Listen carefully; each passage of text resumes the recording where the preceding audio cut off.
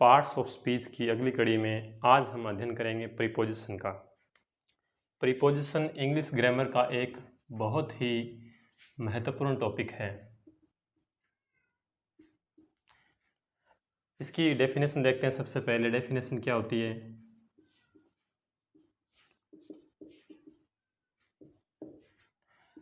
Definition होती है a word which shows relation between noun and pronoun। अगर definition को देखें तो इसको समझना थोड़ा सा मुश्किल हो जाता है कि किस नाउन और प्रोनाउन की ये जो रिलेशन है वो बताता है। प्रीपोजिशन का अध्ययन हम इसके अर्थ के आधार पर करेंगे। इस कड़ी में सबसे पहले जो प्रीपोजिशन आता है वो है इन। सबसे पहले हम इन प्रीपोजिशन का अध्ययन करेंगे। इन का अर्थ होता है में, यानी मे के अर्थ में जिस सेंटेंस में मे लिखा हुआ हो वहाँ पर हम इन का प्रयोग कर सकते हैं और किस किस सिचुएशन में कर सकते हैं वो देखते हैं। सबसे पहला नियम, इनका सबसे पहला नियम है कि यदि किसी सेंटेंस में किसी कंट्री का नाम, किसी स्टेट का नाम, किसी सिटी का नाम हो तो उससे पहले हम इन प्रीपोजिशन लगाते हैं।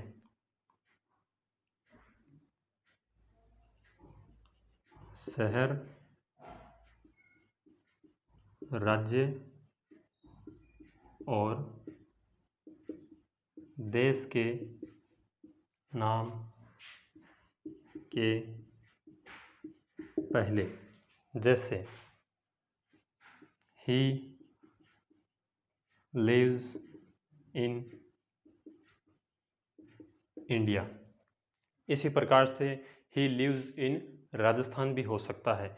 लेकिन स्थान का जिक्र आया है तो स्थान के नाम के पहले इन का भी प्रयोग किया जाता है और एट का भी प्रयोग किया जाता है। याद रखना, यदि किसी वाक्य में दो स्थानों का जिक्र हुआ है, एक बड़े स्थान का और एक छोटे स्थान का, तो छोटे स्थान के नाम के पहले हमें किसका यूज़ करना है, एट का यूज़ करना है। इसका यूज़ होता है छोटे स्थान से पहले, जैसे ही लिव्स एट जयपुर इन राजस्थान। अब यहाँ पर एक तो राजस्थान है सिटी का नाम और एक स्टेट का नाम है राजस्थान और एक सिटी का नाम है जयपुर। तो दोनों का कंपैरिजन देखें तो राजस्थान है वो काफ़ी बड़ा क्षेत्र है, तो बड़े स्थान के पहले हमने किसका प्रयोग किया है, इन का प्रयोग किया है। और जयपुर है वो राजस्थान के कंपैरिजन में छोटा है, तो जयपुर के पहले हमने किसका यूज़ किया है, एट का प्रयोग किया है। यहाँ पर इन का प्रयोग भी हो सकता है क्योंकि जयपुर भी एक बड़ी सिटी है। दूसरा नियम,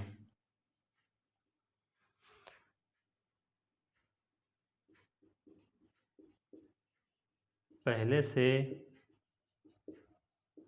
अंदर होने की स्थिति में, कोई चीज़ पहले से अंदर है उस स्थिति में हम किसका यूज़ करेंगे, इनका प्रयोग करेंगे। जैसे मैं कमरे में हूँ तो I am in the room. मैं कमरे में हूँ तो I am in the room. वह कमरे में था तो ही था के लिए वॉज इन द रूम। थोड़ा सा और डिफरेंस समझते हैं। अगर यहाँ पर इनका प्रयोग न करें, जैसे मैं कमरे में हूँ, I am in the room. मान लो यहाँ पर इनका यूज अपने नहीं करते हैं, आई एम द रूम, तो यहाँ इस सेंटेंस का मतलब बन जाता है कि मैं रूम हूँ, जो कि एक गलत सेंस या गलत मीनिंग देता है। तो कोई व्यक्ति रूम तो नहीं हो सकता। तो इस मे का अर्थ पूरा करने के लिए हमने किसका यूज़ किया है, इनका प्रयोग किया है। तीसरा जो इसका नियम है वो ये है कि यदि किसी महीने का नाम हो, सन हो या कोई ऋतु का नाम हो, उससे पहले हम किसका प्रयोग करेंगे? इन का प्रयोग करेंगे। तीसरा नियम है महीने के नाम से पहले या कोई सन आ जाए या फिर ऋतुओं के नाम से पहले। ऋतु means summer, winter, summer, winter. इसका एग्जांपल देखते हैं, महीनों के नाम से पहले और सन के नाम से पहले और ऋतुओं के नाम से पहले।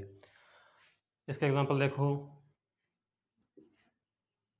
इंडिया गोट फ्रीडम इन 1947 कि इंडिया ने स्वतंत्रता कब प्राप्त की? 1947 में। तो सन से पहले हमने किसका यूज़ किया? इन का प्रयोग किया। महीने का नाम लिखते हैं, ही विल कम इन जून, वह जून में आएगा। तो जून से पहले, जून एक महीने का नाम और महीने के नाम से पहले हमने किसका यूज़ किया है? इन का प्रयोग किया है। इसी प्रकार से यदि आपको किसी सेंटेंस में समर या विंटर इन से पहले आपको द मिलेगा, in the summer, in the winter, तो आप जैसे देखते हैं, आई enjoyed in the last summer, यानी पिछले समर यानी गर्मियों में मैंने इंजॉय किया। चौथा जो इसका नियम है वो है कुछ स्पेशल शब्द। चौथे नियम के अंदर हम इन प्रीपोजिशन से संबंधित कुछ विशेष शब्द देखेंगे जिसके लिए हम इन प्रीपोजिशन का ही यूज करते हैं। जिस प्रकार से इन समर था, इन विंटर था, उसी प्रकार से in the morning, in the morning, यानी जब भी सुबह की बात होती है तो उससे पहले किसका यूज़ करना है? हमें इन का प्रयोग करना है। यानी द मॉर्निंग के बाद में यदि रिक्त स्थान है तो हमें क्या लगाना है? इन लगाना है। इसी प्रकार से in the Noon, in the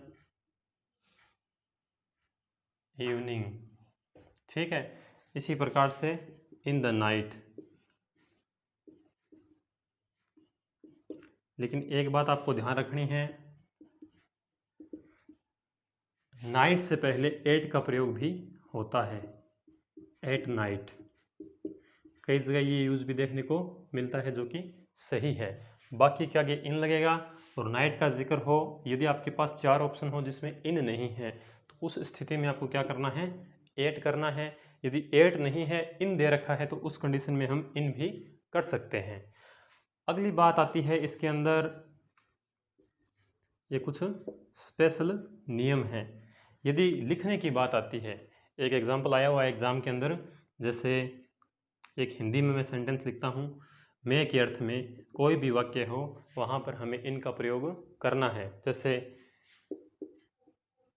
ऐसा सेंटेंस कई बार हमें सुनने को मिलता है, भाषण हिंदी में था, हिंदी में था, यानी कोई भाषण दे रहा था तो ये बात करते हुए कोई व्यक्ति बोल रहा है कि भाषण तो हिंदी में था, तो यहाँ मैं के अर्थ में हमें इन का प्रयोग करना है। हालांकि जो अपने चार ऊपर नियम किए हैं उसका इससे कोई संबंध नहीं है, लेकिन मैं के अर्थ में हमें किसका यूज़ करना है? इन का प्रयोग करना है। तो भाषण यानी the speech was in Hindi, भाषण किस में था? हिंदी में था। अगला इसका रूल क्या है? जब लिखने की बात हो, लिखने के माध्यम की बात हो, तो हमें इन का प्रयोग करना है। ये सेंटेंस एक एग्जाम में आया था, this letter is written in red ink. काफ़ी महत्वपूर्ण एग्जाम्पल है। जब परीक्षा में ऐसा उदाहरण हमारे सामने आता है तो उस स्थिति में हम इनकी जगह किसे प्रेफर करते हैं, फ्रॉम को, लेकिन वो फ्रॉम है वो गलत होता है। याद रखना, जब लिखने के माध्यम की बात हो तो वहाँ पर कौन से प्रीपोजिशन का यूज़ करना है, वहाँ पर इन प्रीपोजिशन का यूज़ हमें करना है। ये इनसे संबंधित कुछ महत्वपूर्ण नियम थे, कुछ महत्वपूर्ण एग्जाम्पल थे जो आपको शायद समझ में आ गए होंगे। और इसके बाद में जो अगला प्रीपोजिशन है वो है इनटू। इसी क्रम में हम अगला प्रीपोजिशन करेंगे इनटू।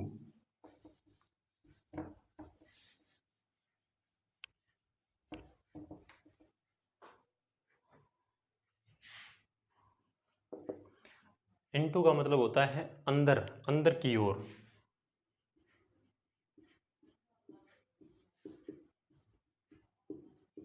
यानी गति करते हुए, गति करते हुए। एक चीज़ एक स्थान से हटकर दूसरे स्थान की तरफ गति करती है तो वहाँ पर हम इनटू का प्रयोग करते हैं। जैसे ही जम्प्ड इनटू द रिवर, उसने नदी में छलांग लगाई। तो छलांग लगाने के लिए, ये जैसे नदी है मान लो और ये किनारा है, तो यहाँ से कोई व्यक्ति छलांग लगाएगा तो इस सतह को क्या करेगा, छोड़ेगा और उसके बाद में वो पानी में आएगा। तो एक यानी स्थान परिवर्तन हो रहा है। तो स्थान परिवर्तन के लिए हम किसका यूज़ करते हैं, इनटू का प्रयोग करते हैं। जैसे ही fail into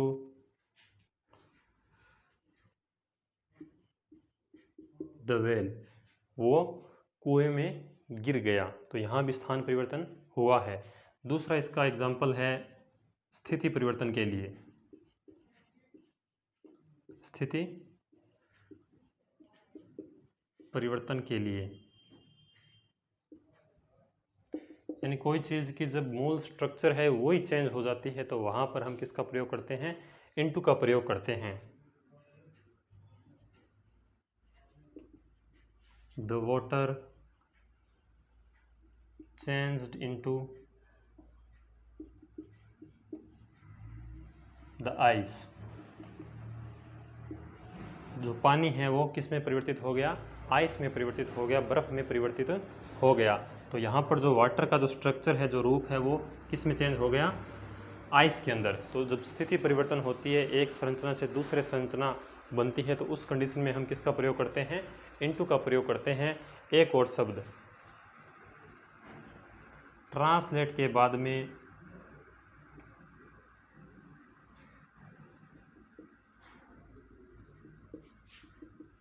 into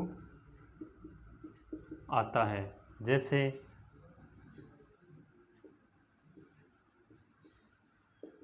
translate this word into Hindi, यानी इस शब्द का आप ट्रांसलेट हिंदी में करो। कुछ वर्ब होती हैं, कुछ एडजेक्टिव होते हैं जो अपने बाद में फिक्स प्रीपोजिशन लेते हैं। ये वर्ब है ट्रांसलेट, इसके बाद में क्या आएगा, इनटू ही आएगा। कुछ आगे हम ऐसे वर्ब और एडजेक्टिव पढ़ेंगे जो अपने बाद में फिक्स प्रीपोजिशन लेते हैं। आज के लिए इतना ही, क्योंकि आज हमने दो प्रीपोजिशन पढ़े हैं, इन और इनटू। बाकी के जो प्रीपोजिशन है वो हम अगली क्लास में अध्ययन करेंगे।